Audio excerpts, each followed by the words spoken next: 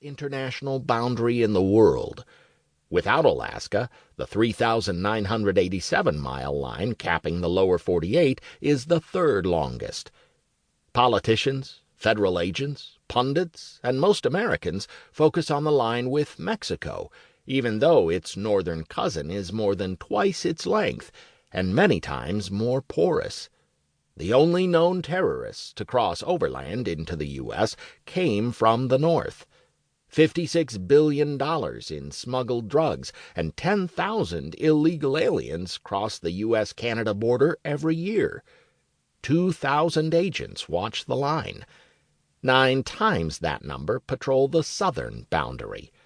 According to a 2010 Congressional Research Service report, U.S. Customs and Border Protection maintains operational control over just 69 miles of the northern border. For 200 years, the northern border was America's principal boundary. The history of the continent played out along the line, chronologically from east to west.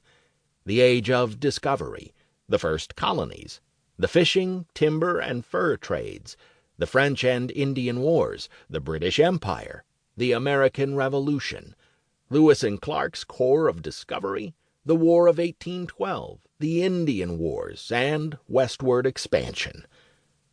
An old friend once described the Northland as a place that didn't change between the American Revolution and 1970. It is true. Bands of Scandinavians, Russians, French, Scottish, Dutch, and German Americans, descended from original settlers, still live there in an archipelago of ethnic islands. Some of the largest remaining American Indian tribes, the continent's actual first settlers, live there too, most on exploited and tyrannized reservations. Auto maintenance, home maintenance, knowledge of weather, fishing, and hunting are essential skills because there is often no one there to do it for you. You can still put groceries on an account in the Northland, run up a weekly tab at the bar, or take out your neighbor's fence after one too many, as long as you fix it within the month.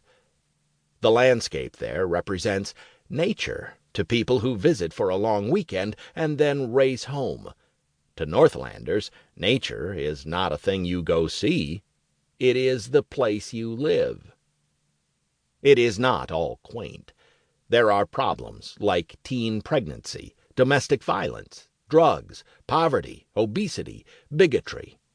Unless there's oil or gas to drill for, the economy is typically slow. In many places, there isn't much to do in the winter except work, watch TV, go to church, get drunk, get mad, or all of the aforementioned. The winter is long. It gets dark at 4 in the afternoon and stays that way until 8 in the morning. It gets so cold that streetlights shine straight up through airborne frost instead of down. Towns smell of wood smoke, and windstorms sweeping south from Canada make the forest groan.